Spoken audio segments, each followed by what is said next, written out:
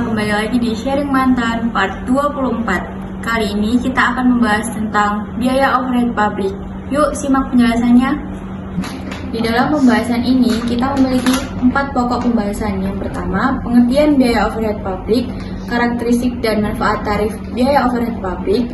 Yang kedua, faktor-faktor yang harus dipertimbangkan dalam penentuan tarif biaya overhead pabrik. Yang ketiga, dasar-dasar yang digunakan untuk pembebanan biaya overhead pabrik. Yang keempat, perhitungan serta analisis biaya overhead pabrik. Yang pertama, pengertian, karakteristik dan manfaat tarif biaya overhead pabrik. Pengertian biaya overhead pabrik. Biaya overhead pabrik merupakan bahan baku tidak langsung dan tenaga kerja tidak langsung serta biaya-biaya tidak langsung lainnya yang tidak dapat ditelusuri secara langsung ke produk selesai atau tujuan akhir biaya. Karakteristik biaya overhead pabrik. Biaya overhead pabrik memiliki karakteristik sebagai berikut. Yang pertama, jumlahnya tidak proporsional dengan volume produksi. Kedua, tidak dapat ditelusuri dan diidentifikasi secara langsung kepada produk atau pesanan. Yang ketiga, jenisnya ada banyak. Manfaat tarif biaya overhead pabrik. Yang pertama, memenuhi kebutuhan manajemen, menghitung biaya overhead dari suatu produk. Yang kedua, mengetahui keadaan yang tidak tepat guna atau inefisiensi. Yang ketiga, meratakan fluktuasi biaya per unit dari bulan ke bulan yang tidak terawasi dan tidak masuk akal. 2. Faktor-faktor yang harus dipertimbangkan dalam penentuan tarif biaya overhead pabrik.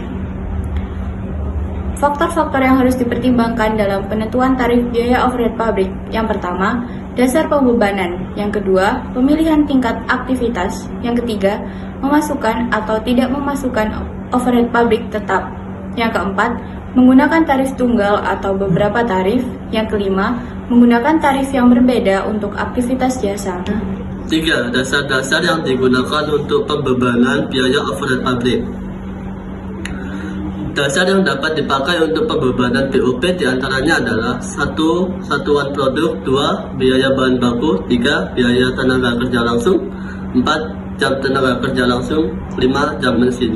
Tujuannya 1. Menjamin bahwa pembebanan biaya overhead dilakukan dengan perbandingan yang wajar sehubungan manfaatnya dari biaya terhadap hasil produksi. 2. Mengurangi biaya dan pekerjaan administrasi. Satuan produk. Tarif FOH per satuan. Taksiran BOP dibagi taksiran jumlah satuan produk yang dihasilkan sama dengan tarif BOP per satuan. Contoh, taksiran BOP 1 tahun anggaran 2 juta rupiah. Taksiran jumlah produk yang akan dihasilkan selama 1 tahun anggaran tersebut 4.000 unit. Tarif BOP per satuan sama dengan 2 juta dibagi 4.000 unit sama dengan 500 per unit produk. Metode ini cocok digunakan dalam perusahaan yang hanya memproduksi satu macam produk. Biaya bahan baku. Taksiran BOP dibagi taksiran biaya bahan baku yang dipakai dikali 100% sama dengan per BOP dari biaya bahan yang dipakai. Contoh, taksiran BOP selama 1 tahun anggaran 2 juta rupiah, taksiran biaya bahan baku 1 tahun anggaran 4 juta rupiah. Taksiran BOP 2 juta dibagi 4 juta dikali 100% sama dengan 50% dari biaya bahan baku yang dipakai. Metode ini terbatas pemakaiannya karena semakin besar biaya bahan baku yang dikeluarkan dalam pengelolaan produk, semakin besar pula BOP yang dibebankan kepadanya.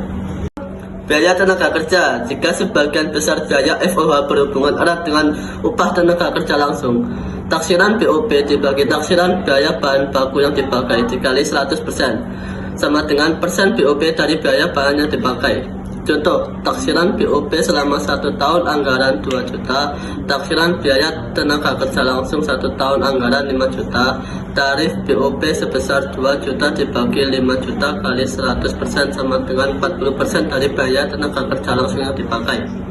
Kelemahan metode ini: 1. BOP harus dipandang sebagai tambahan nilai produk. 2. Jumlah biaya tenaga kerja langsung merupakan jumlah total upah dengan tarif tinggi dan rendah. Jam tenaga kerja langsung. Taksiran BOP dibagi taksiran jam tenaga kerja langsung dikali 100% sama dengan persen BOP per jam tenaga kerja langsung.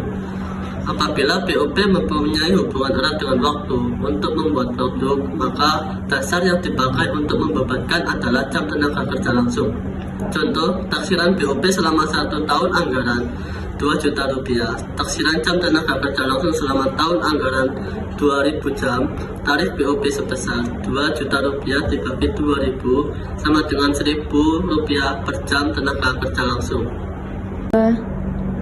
Jam mesin, taksiran BOP dibagi taksiran jam mesin sama dengan BOP per jam mesin. Apabila BOP bervariasi dengan waktu penggunaan mesin, maka dasar yang dipakai untuk membebankan adalah jam mesin. Contoh, taksiran BOP selama 1 tahun anggaran 2 juta rupiah, taksiran jam mesin selama 1 tahun anggaran 10.000 jam mesin. Tarif BOP sebesar 2 juta rupiah dibagi 10.000 sama dengan 200 rupiah per jam mesin. Yang keempat, perhitungan serta analisis BOP. Menghitung tarif biaya overhead pabrik. Setelah tingkat kapasitas yang akan dicapai dalam periode anggaran ditentukan, anggaran biaya overhead pabrik telah disusun, serta dasar pembebanan telah dipilih dan diperkirakan, maka langkah terakhir adalah menghitung tarif BOP dengan rumus sebagai berikut. BOP dianggarkan sama dengan tarif BOP per taksiran dasar pembebanan. Untuk keperluan analisis selisih, tarif BOP harus dipecah menjadi tarif BOP tetap dan tarif BOP variabel. Latihan soal. Komputer Sistem Desain mengembangkan perangkat lunak khusus untuk perusahaan dan menggunakan sistem kalkulasi biaya normal. Data berikut tersedia untuk tahun 2008. Data dapat dilihat di bawah ini. Diminta. Yang pertama, berapa tarif overhead awal, yang kedua, berapa overhead yang dibebankan untuk tahun 2008, yang ketiga, selisih BOP, dan keempat, berapa biaya per unit. Kerjakan dengan menggunakan dasar pembebanan, jam mesin, dan juga jam tenaga kerja langsung. Berdasarkan soal di atas, jawaban dari soal tersebut adalah sebagai berikut.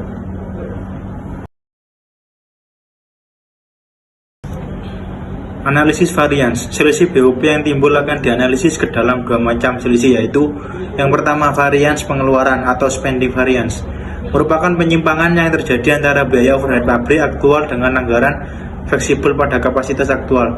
Varians kapasitas menganggur atau idle capacity variance merupakan penyimpangan antara anggaran fleksibel pada aktivitas aktual dengan jumlah biaya overhead pabrik yang dibebankan. Selisih BOP disebabkan karena selisih anggaran. Selisih BOP dibebankan kembali ke dalam rekening persediaan produk dalam proses persediaan produk selesai dan harga pokok penjualan. Jurnal yang dibuat apabila selisih menguntungkan, yaitu selisih BOP terletak pada debit, dan di sebelah kredit yaitu persediaan produk dalam proses persediaan produk selesai, harga pokok penjualan.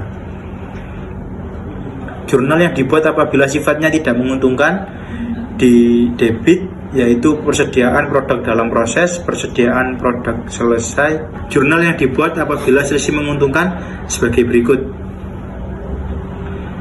dan jurnal yang dibuat apabila sifatnya tidak menguntungkan sebagai berikut. Selisih BOP disebabkan karena selisih kapasitas. Selisih BOP diberlakukan langsung ke dalam elemen rugi laba. Jurnal yang dibuat apabila selisih BOP menguntungkan sebagai berikut.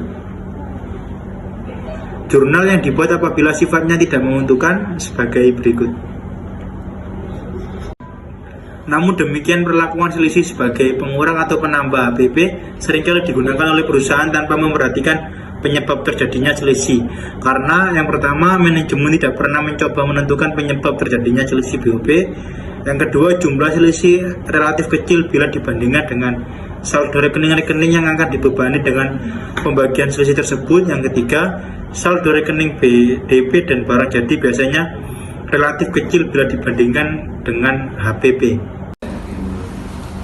Nah, gimana nih penjelasan dari teman-teman pemateri? Thank you for watching. See you in the next part.